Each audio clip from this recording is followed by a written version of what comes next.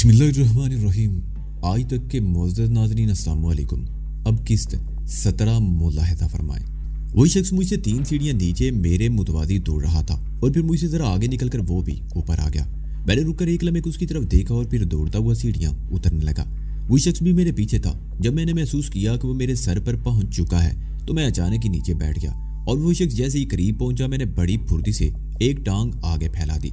वही शख्स मेरी टांग में उलझा। उसने संभलने की कोशिश की मगर कामयाब न हो सका और सीढ़ियों पर लुढ़कता चला गया। मैं मौका पाकर दूसरी तरफ भाग खड़ा हुआ। वो शख्स कई सीढ़ियां नीचे जाकर संभला लेकिन उसे गालिबन अच्छी खासी चोटें लगी थी और अब चाकू भी उसके हाथ में नजर नहीं आ रहा था। वो सीढ़ियों पर उस गेट की तरफ दौड़ता चला गया जहां से मैं अंदर दाखिल हुआ था और अब वो शख्स मेरा रास्ता काटने की कोशिश कर रहा था लेकिन मैं उससे पहले ही वहां पहुंच गया और गेट खोलकर बाहर निकल आया। बाहर आते ही मुझे पता चल गया कि उस शख्स में इतनी हिम्मत कैसे पैदा हो गई थी कि वो अकेला शेरों के पिंजरे में घुसाया था। वो अकेला नहीं था, उसके निस्फ दर्जन साथी और थे और यहाँ मार्का गर्म था। मुझे अपने आदमी में मास्टर हुसैन भी नजर आ गया जो एक हरीफ से भिड़ा हुआ था। मेरे देखते ही देखते उसने अपने हरीफ के सर पर जोरदार किक लगाई। वो शख्स उल्ट कर गिरा, उसका सर दीवार से टकराया और वो चीखता हुआ ढेर हो गया। मास्टर हुसैन ने मुझे देख लिया। वो मेरी तरफ दौड़ा और मेरा हाथ पकड़कर जिम्नाजियम वाले हिस्से की तरफ दौड़ता चला गया। मुझे एक कमरे में बंद करके वापस दौड़ गया और फिर मेरे कमरे का दरवाजा तकरीबन 1 घंटे बाद खुला।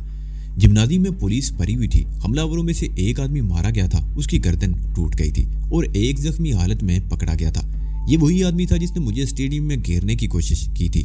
जब ये सब कुछ हो रहा था उस वक्त मास्टर फूज जिम्नाजियम में मौजूद नहीं था। सारा मामला मास्टर हुसैन ने संभाला था।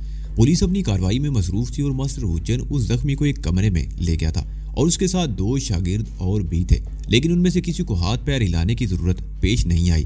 वो जख्मी खुद ही फर फर बोलने लगा था। उसका नाम पोकड़ था और वो बाजार का 3rd रेट गुंडा था और एक ब्लैक टाइगर नामी एक बड़े गुंडे के लिए काम कर रहा था। ब्लैक टाइगर ने उसकी खिदमत सिर्फ 2 रोज पहले हासिल की थी और 10,000 बात पर मामला तय हुआ था। उसके साथ 5 आदमी और थे। वो लोग बाकायदा मंसूबा बनाकर यहाँ आए थे। उनकी प्लानिंग ये थी कि मुझे अगवा करने की कोशिश की जाए और अगर इस कोशिश में कामयाब ना हो सके तो मौत के घाट उतार दिया जाए। वो लोग 2 दिन से जिम्नाजियम में आ रहे थे और आज उन्हें मौका मिल गया था। उन सबके पास चाकू और खंजर वगैरह थे। प्रोग्राम ये था कि पोखेट मुझे घेरने की कोशिश करेगा और अगर किसी ने मुदाखलत की तो उसके साथ ही मुजाहमत करेंगे। इत्तेफाक से मैं घूमता हुआ स्टेडियम में आ गया और पोखेट मेरे पीछे लग गया जबकि उसके साथ ही स्टेडियम के बाहर जिम्नाजियम के दूसरे हिस्सों में मौजूद थे। उस वक्त मेरा ख्याल था कि मेरी चीखों की आवाज कोई नहीं सुनेगा लेकिन स्टेडियम के बाहर मेरी चीखें सुन ली गई थी। मास्टर हुसैन फौरन ही हरकत में आ गया। उसे यह अंदाजा नहीं हो सका था कि मैं कहां पर हूं। 2-3 आदमी इधर उधर दौड़ा दिए थे और फिर पोखेट के आदमियों से तसादुम हो गया। पोखेट और उसके साथियों का ख्याल था कि वो लोग मुझे वहां से ले जाने या मौत के घाट उतारने में कामयाब हो जाएंगे। अगर मैं ना चीखता तो शायद वो अपने मकसद में कामयाब हो जाते लेकिन मेरी चीखों ने बाजी पलट दी थी। पुलिस ने पोखेट को अपनी तहवील में ले लिया। वो मुझे भी अपने साथ पुलिस स्टेशन ले जाना चाहते थे लेकिन मास्टर हुसैन अड़ गया कि महाराज की इजाजत के बगैर वो मुझे ले जाने की इजाजत नहीं देगा और महाराज वांग विंग जाए से उलझना पुलिस के छोटे अफसरों के बस की बात नहीं थी। बहरहाल ये बात महाराज वांग विंग जाए तक पहुंच गई थी कि मुझे जिम्नाजियम से अगवा या कत्ल की कोशिश की गई थी। पहले शहर से बाहर वाक़े खानका पर हमला किया गया और अब जिम्नाजियम में घुसकर कोई कार्रवाई करना गोया उसके लिए एक चैलेंज की हैसियत रखता था। ये बहरहाल पता चल गया था कि उन हमला आवरों की पुष्ट पर ब्लैक टाइगर था।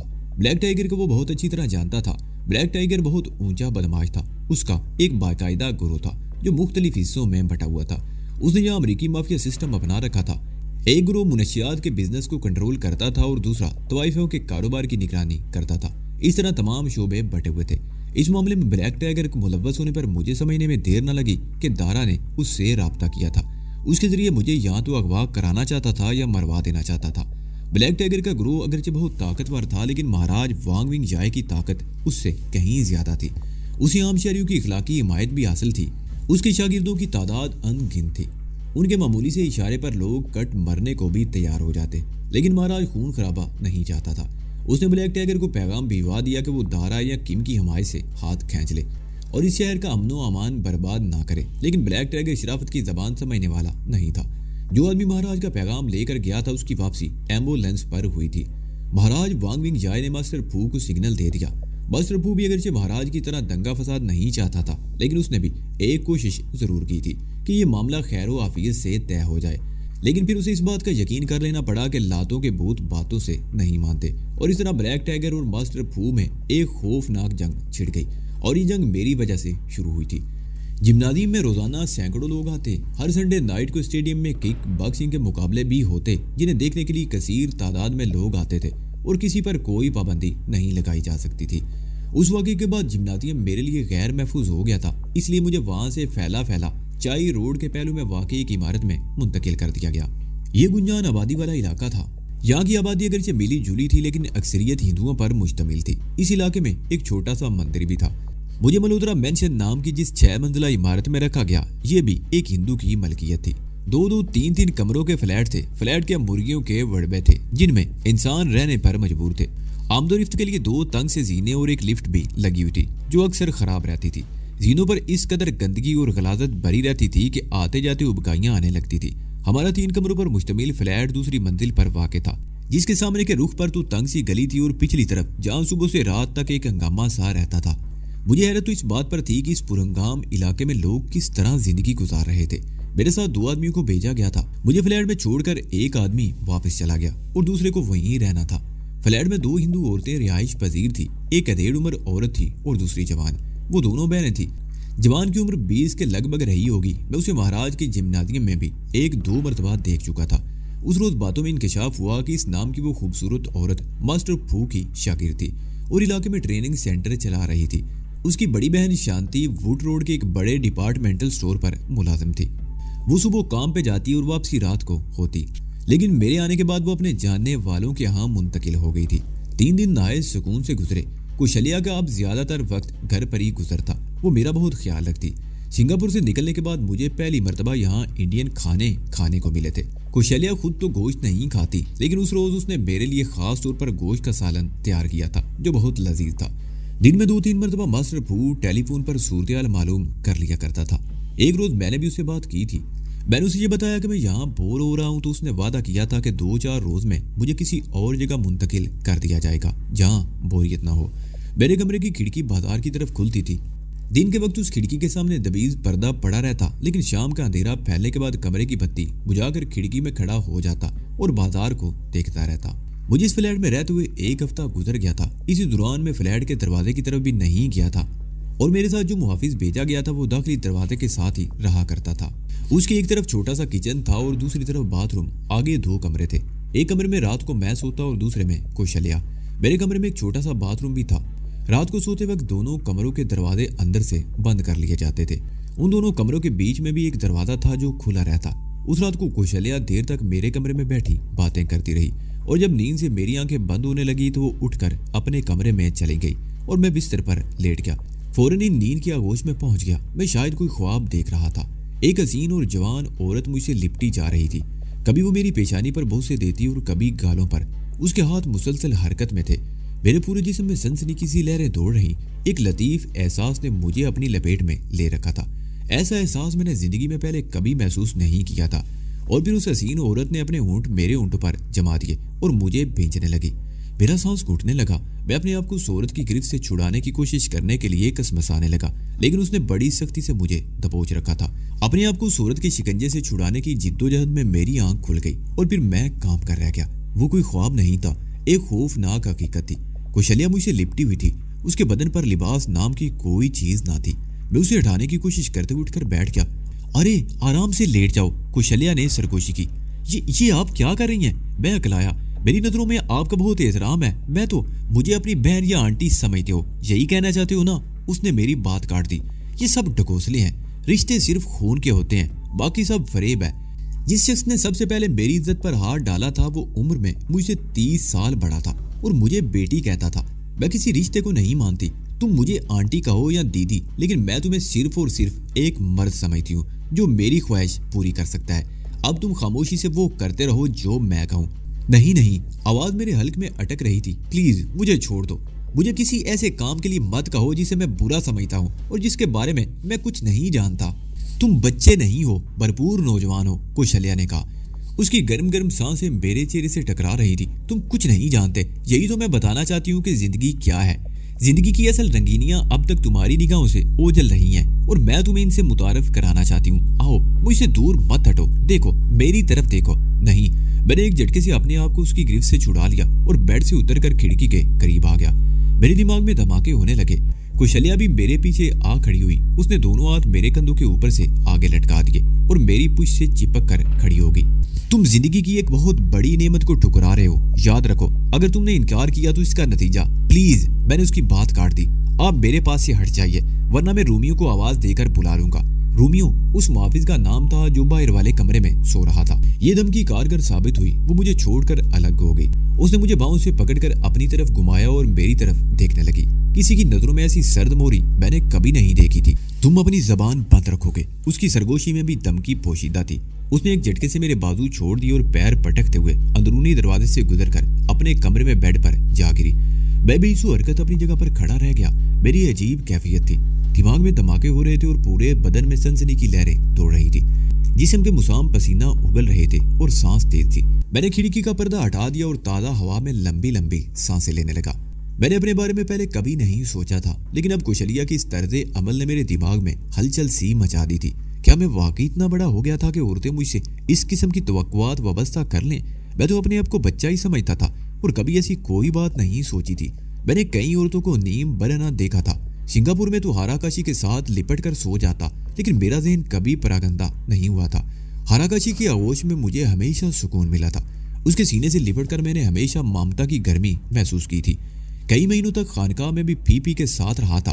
वो कुशल्या से ज्यादा जवान और हसीन थी और रात को मैं अक्सर उसी के साथ लिपट कर सोया करता था, लेकिन मेरे ذہن में कभी कोई शैतानी ख्याल नहीं आया था। कुशल्या के साथ रहते हुए भी दिल में कभी कोई ऐसी बात नहीं आई थी, लेकिन आज कुशल्या ने जो हरकत की थी उसने मुझे अपने बारे में बहुत कुछ सोचने पर मजबूर कर दिया था और ये सब कुछ सोचते हुए मेरी कनपटियां सुलगने लगी थी। मैंने मुड़कर देखा, कुशल्या अपने बेड पर बेलिबास आड़ी तिरछी लेटी हुई थी। उसका मुंह दूसरी तरफ था। उसके कपड़े मेरे बेड पर पड़े हुए थे। मैं चंद में कुछ सोचता रहा, फिर उसके कपड़े उठाकर दबे कदमों उसके कमरे में आ गया। कपड़े उसके बेड पर रख दिए, चादर उठाकर उसके जिस्म पर डाली और दोबारा खिड़की के सामने आ खड़ा हुआ। इमारत के पीछे की वो सड़क जहां दिन भर जिंदगी के हंगामे जारी रहते थे और लोगों की हा हू में कान में पड़ी आवाज सुनाई नहीं देती थी, इस वक्त सुनसान पड़ी थी। मेरी आंखों में मिर्चें सी लग रही थी। दूर किसी क्लार्क ने 3 बजे का ऐलान किया तो मैंने एक बार फिर पीछे मुड़कर देखा। कुशल्या उसी पोजीशन में अपने बिस्तर पर लेटी थी। मैं खिड़की से हटकर अपने बेड पर आ गया और आंखें बंद करके सोने की कोशिश करने लगा, मगर नींद थी कि आंखों से कोसों दूर थी। दिमाग में अब भी हलचल सी मची हुई थी। बिस्तर पर करवटें बदलते हुए मैंने किसी क्लार्क टावर से 4 बजने के घंटे की आवाज सुनी और फिर न जाने कब मेरी आंख बंद हो गई। सुबह जब आंख खुली तो कुशल्या मेरे ऊपर झुकी हुई थी। वो मेरे गंजे सर पर हाथ फेरते हुए बड़े प्यार से मुझे जगा रही थी। उठ जाओ, 10 बज चुके हैं। तुम्हारी वजह से मैंने अभी तक नाश्ता भी नहीं किया, मुझे भूख लग रही है। उसने मजीद झुककर मेरी पेशानी पर बोसा दिया तो मैं एक झटके से उठकर बैठ गया। मैं डर गया था कि कहीं वो इससे आगे ना बढ़ जाए, लेकिन फिर कमरे का दरवाजा खुला और देखकर मुझे इत्मीनान हुआ। रात को जो कुछ भी हुआ उसे भूल जाओ, कुशल्या ने मेरी तरफ देखते हुए सरगोशी की। न जाने मुझे क्या हो गया था। मुझे माफ कर दो डेयर और भूल जाओ सब कुछ। मुझे यकीन है कि तुम किसी चीज का जिक्र नहीं करोगे। मैं अपनी जबान बंद रखूंगा, मैं कहते हुए उठकर बाथरूम में घुस गया। कुशल्या बज़ाहिर अपने किए पर नादिम थी, लेकिन मैं मोहतात रहने लगा, जबकि उसके रवैये से लगता था जैसे मेरी चापलूसी कर रही हो। 2 दिन और गुजर गए। इसी दौरान में कोई गैर मामूली बात नहीं हुई थी। तीसरा दिन भी गुजर गया। उस रात मैं और कुशल्या बातें करते रहे थे कि सीढ़ियों की तरफ से शोर सुनाई दिया। हम दोनों चौंक गए। शोर की आवाज नीचे से आ रही थी। कुशल्या के इशारे पर रोमियो दरवाजा खोलकर फ्लैट से बाहर निकल गया और सूरत-ए-हाल मालूम करने के लिए सीढ़ियां उतरने लगा। लेकिन पहली सीढ़ी उतरते ही वो मुड़कर दौड़ता हुआ सीढ़ियां चढ़ने लगा। वो बदहवासी में चीख कर कुछ कह भी रहा था। कुशल्या दौड़कर दरवाजे के करीब पहुंची। उसी ही लम्हे रोमियो दरवाजा धकेलता हुआ अंदर दाखिल हुआ और चीख चीख कर कहने लगा। उसके साथ ही उसने धड़ से दरवाजा बंद कर दिया और वो दोनों भारी फर्नीचर खींचकर दरवाजे के सामने रखने लगे। वहीदान, वो लोग आ गए, किसी जगह छुप जाओ। कुशल्या चीखी और उसने दीवार पर टंगी हुई एक तलवार उतार ली। उस तलवार की आगे की साइड बालिश्त बार चौड़ी थी और अंदर की तरफ से खम खाते हुए बदतरीन चौड़ाई कम होती चली गई थी। ये समूराई थी। ज़माने कदीम में ये वजनी तलवार जंग जुओं के लिए बहुत कारगर और अहम हथियार समझी जाती थी, लेकिन अब तो ये सिर्फ नुमाइश और आराइश के लिए रह गई थी। ताम मार्शल आर्ट्स के बाद खेलों में तलवार और साई किस्म के कुछ और कदीम हथियार इस्तेमाल होते थे। रोमियो ने भी होलिस्टर से अपना रिवाल्वर निकाल लिया था। मेरे चेहरे पर हवाइयां से उड़ने लगी। इस छोटे से फ्लैट में छुपने की कोई जगह नहीं थी। बाथरूम में या किसी बेड के नीचे छुपने की कोशिश करना ऐसा ही था जैसे कबूतर बिल्ली को देखकर आंखें बंद कर ले और समझे कि मैं महफूज हूँ। भागदौड़ और शोर की आवाजें अब ऊपर आती जा रही थी। मुझे हैरत थी कि अगर हमारे फ्लैट पर कोई हमला करने आया था तो उन्हें नीचे रोकने वाले कौन थे। और फिर कौशल्या से मुझे इस बात का जवाब मिल गया। बस फू के 2 आदमी हर वक्त नीचे गली में मौजूद रहते थे और हमलावरों का उन्हीं से तसादुम हो गया था। हंगामा अब हमारी सीढ़ी से नीचे वाली लैंडिंग पर हो रहा था। अचानक 2 फायर हुए और उसके साथ ही एक भयानक चीख सुनाई दी। तुम अपने कमरे के बाथरूम में घुसकर दरवाजा अंदर से बंद कर लो, कौशल्या चीखी। वो तलवारों को दोनों हाथों में संभाल कर दरवाजे के एक तरफ खड़ी हो गई थी और रोमियो रिवाल्वर संभाले दूसरी तरफ दीवार के साथ चिपक कर खड़ा हो गया था। वो लोग ऊपर पहुंच गए थे। बिल्डिंग में रहने वाले बच्चों औरतों की चीखने की आवाजें बदस्तूर सुनाई दे रही थी और वो लोग हमारे फ्लैट का दरवाजा जोर जोर से धड़धड़ाने लगे और उसके साथ ही थाई जबान में कुछ चीख चीख कर कहा जा रहा था, वजदान भाग जाओ यहाँ से। कौशल्या मेरी तरफ देखकर चीखी। बाहर से फायर की आवाज सुनाई दी। गोली दरवाजे के ताले पर चलाई गई थी और फिर यूं लगा जैसे दरवाजा तोड़ने की कोशिश की जा रही हो। मैं भागकर अपने कमरे में आ गया और बाथरूम में घुसते घुसते रुककर खिड़की की तरफ देखने लगा और फिर लपक कर खिड़की के करीब पहुंच गया। मैंने खिड़की से झांक कर देखा, बाथरूम वाली साइड पर दीवार के साथ ड्रेन पाइप था जो बिल्डिंग के ऊपर से नीचे तक चला गया था। मैं एक लम्हा जाया किए बगैर खिड़की की चौखट पर चढ़ गया और बाईं तरफ लटक कर एक हाथ से उस ड्रेन पाइप को पकड़ लिया और खिड़की की चौखट से दूसरा हाथ भी छोड़ दिया। मैं दोनों हाथ से ड्रेन पाइप को पकड़े तेजी से नीचे फिसलने लगा। फ्लैट के दरवाजे पर जोर आजमाई की आवाजें बदस्तूर सुनाई दे रही थी। पहली मंजिल की खिड़की से जरा नीचे बिजली के तार थे। मैं बड़ी एहतियात से उन तारों से बचता हुआ नीचे आया और फिर कड़क की हल्की सी आवाज सुनकर मुझे सीने में दिल डूबता हुआ महसूस होने लगा। उस जगह ड्रेन पाइप का एक जोड़ था और पाइप को दीवार के साथ सहारा देने वाला ब्रैकेट एक तरफ से टूटा हुआ था। मेरे बॉय से दूसरे ब्रैकेट की कील भी निकल रही थी और पाइप आहिस्ता आहिस्ता दीवार से पीछे हट रहा था। मैंने गर्दन मोड़कर नीचे देखा। उस वक्त अगरचे 11:15 बज रहे थे मगर बाजार में अब भी रौनक थी। रोशनी से बाजार जगमगा रहा था। बहुत सी दुकानों के ऊपर धूप और बारिश से बचने के लिए कैनवस के साइबान तने हुए थे। मेरे नीचे वाली दुकानों पर भी साइबान तने हुए थे। इसी दौरान में सड़क पर एक राहगीर ने मुझे देख लिया और वो ऊपर इशारा करते हुए शोर मचाने लगा। फ्लैट से 2 गोलियां चलने की आवाजें भी सुनाई दी। मैंने फिर नीचे देखा और इससे पहले कि पाइप पूरी तरह अपनी जगह छोड़ देता मैंने पाइप को छोड़ दिया। मैं तरपाल के साइबान को साथ लेता हुआ नीचे गिरा। साइबान में हल्का सा तनाव होने की वजह से मुझे चोट नहीं लगी थी। अलबत्ता उस दुकान के सामने खड़े हुए 2-3 आदमी साइबान की लपेट में आ गए। राहगीर मेरी तरफ देखकर शोर मचाते रहे। मैं संभलते ही एक तरफ उठकर भाग खड़ा हुआ। ठीक उसी लम्हे फ्लैट की खिड़की से फायर हुआ। गोली स्ट्रीट पर खड़ी एक कार की विंड स्क्रीन पर लगी। मैंने पीछे मुड़कर देखा और दौड़ता हुआ एक गली में घुस गया। मैं रुका नहीं। गलियों ही गलियों में दौड़ता हुआ एक तारीख गली में ठोकर खाकर गिरा। मेरे घुटने पर चोट लगी थी। मैं दीवार के साथ खड़ा घुटना सहलाता और कराता रहा। इस वक्त मेरा दिल चाह रहा था कि दाढ़े मार मार कर रोने लगूं। मैं इस शहर में बिल्कुल अजनबी था। मुझे जहां भी ले जाया गया था बंद गाड़ियों में। मुझे बिल्कुल इल्म नहीं था कि कौन सा रास्ता किस तरफ जाता है। अपने आप को यका व तन्हा और बेसहारा महसूस कर मेरे दिल में होक सी उठी। क्या मुझ जैसा भी कोई बदकिस्मत इस दुनिया में होगा जिसके माँ बाप को उसकी आंखों के सामने बेदर्दी से मौत के घाट उतार दिया गया हो और वो मौत के फरिश्तों से बचने के लिए भागा फिर रहा हो। मैं कुछ देर दीवार के साथ खड़ा मजरूब घुटना सहलाता रहा और फिर लंगड़ाता हुआ एक तरफ चलने लगा। मैं उस सड़क से अभी ज्यादा दूर नहीं था। मुझे यकीन था कि वो लोग मुझे तलाश करते हुए इन गलियों में भी आ निकलेंगे। मुझे मालूम नहीं था कि रोमियो और कौशल्या का क्या असर हुआ होगा, लेकिन इतना जानता था कि अगर मैं उनके हाथ लग गया तो वो मुझे जिंदा नहीं छोड़ेंगे। मैं गली के मोड़ पर पहुंचा ही था कि ठिठक कर रुक गया। बाईं तरफ की गली से एक आदमी दौड़ता हुआ आ रहा था। मैं फुर्ती से पीछे हट गया और इधर उधर देखने लगा और फिर चंद गज पीछे जाकर एक मकान के सामने थड़े के पीछे छुप गया। उस तरफ मकानों के साथ साथ एक गंदी नाली थी। घरों का गंदा पानी उस नाली में गिरता था और बाज घरों के दरवाजों के सामने इस तरह के सीमेंट के चबूतरे बने हुए थे कि नाली भी उनके नीचे से रवां थी और घरों में आमदोरफ्त के लिए भी कोई दुश्वारी पेश नहीं आती थी। मैं उस चबूतरे के पीछे दुबक कर कदमों की आवाजें सुनने लगा और फिर खामोशी छा गई। मैंने झुककर देखा और उसके साथ ही मेरे दिल की धड़कन तेज हो गई। वो शख्स मुझसे 20 गज के फासले पर था।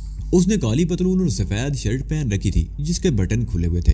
बाल गर्दन तक लंबे और सर पर सुर्ख बैंड लगा हुआ था। इस वक्त मेरी कैफियत वाकई उस कबूतर जैसी थी जिसने बिल्ली को देखकर आंखें बंद कर ली हों। मेरे दिल की धड़कन कुछ और तेज हो गई। जिस्म पसीने में तर होने लगा। ये भी गनीमत था कि वो गली सुनसान थी। अगर आमदोरफ्त होती तो यकीनन किसी न किसी की नजरों में आ जाता। चंद सेकंड बाद कदमों की आवाज सुनाई दी। मैंने फिर गर्दन निकाल कर देखा। वो आदमी दूसरी तरफ जा रहा था। मैंने इत्मीनान का सांस लिया। अगर वो इस गली में आ जाता तो मैं पकड़ा जाता। कदमों की आवाज दूर होती चली गई। मैं चबूतरे की आड़ से निकलकर दबे कदमों चलता हुआ मोड़ पर आ गया और झांक कर देखने लगा। बाईं तरफ तकरीबन 50 गज आगे वो एक और आदमी के साथ खड़ा था। वो दोनों सामने वाली गली की तरफ मुड़ गए। मैं भी उस गली से निकलकर दूसरी गली की तरफ दौड़ा। उसी लम्हे मुझे चीखने की आवाज सुनाई दी। उन्होंने मुझे देख लिया था और वो दोनों चीखते हुए मेरे पीछे दौड़ पड़े। मैं जान तोड़कर उस गली में दौड़ रहा था। जॉगिंग और एरोबिक्स की ट्रेनिंग मेरे काम आ गई थी। मुझे दौड़ते हुए जरा भी दुश्वारी पेश नहीं आ रही थी। पकड़े जाने का खौफ मुझे मजीद तेज दौड़ने पर उकसा रहा था। 2-3 गलियों में दौड़ता हुआ मैं एक और कुशादा बाजार में आ गया और सड़क उबूर करके एक और गली में दाखिल हो गया। चंद गज आगे एक नाइट क्लब था। मैंने पीछे मुड़कर देखा, मेरा ताकुब करने वाले नजर नहीं आ रहे थे। मैं क्लब में घुस गया। दरवाजे में घुसते ही एक आड़ में खड़े होकर मैं अपने सांस पर काबू पाने की कोशिश करने लगा और फिर मुख्तसर सी ड्यूटी घूमकर मैं मरकजी हॉल की तरफ आ गया। हॉल की सारी मेजें भरी हुई थी। फिजा में तंबाकू की बू रची हुई थी। सामने स्टेज पर औरतों की बॉक्सिंग का मुकाबला हो रहा था। मुख्तसर से लिबास में 2 जवान लड़कियां थी जो एक दूसरे पर ताबड़तोड़ हमले कर रही थी और हॉल में बैठे हुए लोग शोर मचा रहे थे। खुशलिया ने मुझे बताया था कि बैंकॉक में खवातीन भी किक बॉक्सिंग के मुकाबले होते हैं। नाइट क्लबों में भी खवातीन इन मुकाबलों का एहतमाम करती हैं। निचले दर्जे के नाइट क्लबों का बिजनेस औरतों की इन बॉक्सिंग के मुकाबलों पर चलता है। ये भी कोई ऐसा ही निचले दर्जे का क्लब था, लेकिन मैं इस हाल में नहीं रुका। दीवार के साथ तेज से चलता हुआ एक दरवाजे में दाखिल हो गया। आगे एक तंग सी राहदारी थी जिसके इख्तिताम पर एक और दरवाजा था। मैं दरवाजा खोलकर जैसे ही अंदर दाखिल हुआ, मेरा दिमाग बग से उठ गया। बड़ी नागवार बू फैली हुई थी। मुझे मतली सी होने लगी। उस हाल के कोने में कम रोशनी का सिर्फ एक बल्ब जल रहा था। पूरा माहौल नीम तारीख था। मैं जैसे ही आगे बढ़ा, किसी चीज से ठोकर खाकर गिर पड़ा। उसके साथ ही मुझे किसी के बड़बड़ाने की आवाज सुनाई दी। संभलने की कोशिश करते हुए मेरे मुंह से बेइख्तियार गहरा सांस निकल गया। फर्श पर कई लोग आड़े तिरछे पड़े हुए थे। हाल में फैली हुई शदीद नागवार बू की वजह मेरी समझ में आ गई थी। वो सब लोग नशा करके ऊंधे पड़े हुए थे। नीम तारीख माहौल में कहीं कहीं मदम सी चिंगारियां भी सुलगती हुई नजर आ रही थी। वो आशीष के सिगरेट पी रहे थे। मैं दीवारों के साथ साथ आगे बढ़ता रहा और फिर अपने अकम में हुई दरवाजे की आवाज सुनकर चौंक गया, जिससे गुजर कर मैं यहाँ तक आया था। अचानक ही मेरे ज़हन में एक ख्याल उभरा और मैं बड़ी फुर्ती से फर्श पर एक ऐसे आदमी के करीब लेट गया जिसके ना सिर्फ मुंह से बल्कि लिबास से भी बड़ी नागवार सी बू उठ रही थी। मैंने फर्श पर गिरकर अक्लमंदी की थी क्योंकि उसी लम्हे पैंट और सफेद शर्ट वाला वो आदमी हाल में दाखिल हुआ जिसका सीधा हाथ पतलून की जेब में था। गालबन उसने पिस्तौल जेब में डाल लिया था। वो चलने में दरवाजे के करीब खड़ा रहा और फिर आगे बढ़ आया। नशे में धुत लोगों को ठोकरें मारने लगा। साथ ही वो कुछ बोल भी रहा था। एक आदमी को ठोकर लगी तो उसने बड़ी गलीज गाली बकी थी। वो गुंडा भी गालियां बकता हुआ आगे बढ़ गया और फिर वो वापस चला गया। उसके जाने के बाद मैं 2-3 मिनट तक फर्श पर ऊंधा पड़ा रहा। फर्श पर इस तरह पड़े हुए मुझे एहसास हुआ कि मेरी एक पिंडली गीली हो रही है। शायद फर्श पर पानी गिरा हुआ था। हाथ से टटोल कर देखा तो मुझे उबकाई सी आ गई। मेरे साथ जो आदमी नशे में मदहोश पड़ा था उसकी पतलून गीली थी। मुझे कराह सी आने लगी। मैंने अपनी नीकर से हाथ साफ किया और घुटनों के बल रेंगता हुआ आगे बढ़ने लगा। मेरा ख्याल था उस तरफ अकबी गली में निकलने का कोई रास्ता जरूर होगा। हाल के इख्तिताम पर एक तंग सी रायदारी थी। मैं उस रायदारी में घुसता चला गया। आगे ये रायदारी दाईं तरफ मुड़ गई थी, जबकि बाईं तरफ ऊपर जाने के लिए लकड़ी का एक तंग सा जीना था। मैं रायदारी में मुड़ना ही चाहता था कि उस तरफ कदमों की आवाज सुनकर बड़ी फुर्ती से जीने के पीछे छुप गया। एक आदमी रायदारी में मुड़ गया। चंद सेकंड बाद ही उसकी आवाज सुनाई दी। वो बोल रहा था, पहले वो लोग आए जिन्हें सिगरेट चाहिए, उसके बाद इंजेक्शन वाले आए। रकम हर एक के हाथ में होनी चाहिए। एक बात भी कम हुआ तो कुछ नहीं मिलेगा। मैं बड़ी आहिस्ती से जीने के पीछे से निकला। ठीक उसी लम्हे हाल की तरफ से ऐसी आवाजें सुनाई दी जैसे सारे मवाली एक ही मर्तबा उस आदमी पर झपट पड़े हों। मैं जीने के पीछे से निकलकर सामने रायदारी में जाने के बजाय गैर इरादी तौर पर लकड़ी के जीने पर चढ़ता चला गया। जीने की इख्तिताम पर एक मुख्तसर सी रायदारी थी। उस रायदारी में आमने सामने एक कमरा था और एक दरवाजा बिल्कुल सामने था। सामने वाला दरवाजा किसी का भी नहीं था क्योंकि ऊपर खुला आसमान नजर आ रहा था। दाईं बाईं दोनों कमरों के दरवाजे खुले हुए थे। बाईं तरफ वाले कमरे में तारीकी थी जबकि दाईं तरफ वाले कमरे में रोशनी थी। सामने नीले रंग का दबीज पर्दा पड़ा हुआ था और अंदर से बातों की आवाजें सुनाई दे रही थी। मैं दबे कदमों चलता उस दरवाजे के करीब पहुंच गया और जरा सा पर्दा सिरकाकर अंदर झांकने लगा। वो दफ्तरनुमा कमरा था। सामने वाली कुर्सी पर नीली शर्ट में मलबूस एक अधेड़ उम्र आदमी बैठा हुआ था। दाईं तरफ सोफा चेयर पर बुलडॉग की शक्ल वाला एक भारी भरकम आदमी था। दोनों तरफ जबड़ों पर उसका गोश्त लटका हुआ था। उसके सामने दूसरे सोफा चेयर पर बैठे हुए आदमी को देखकर मुझे सीने में दिल डूबता हुआ महसूस होने लगा। वो ची फांग था, मेरी माँ का कातिल। ठीक उसी लम्हे निचले हाल की तरफ से 2 गोलियां चलने की आवाज सुनाई दी। दफ्तर में बैठे वो तीनों आदमी चौंक गए। नीले सूट वाला और ची फांग उछलकर खड़े हो गए। मैंने पर्दा छोड़ दिया और इधर उधर देखने लगा और फिर मैं बड़ी तेजी से सामने वाले कमरे में घुस गया।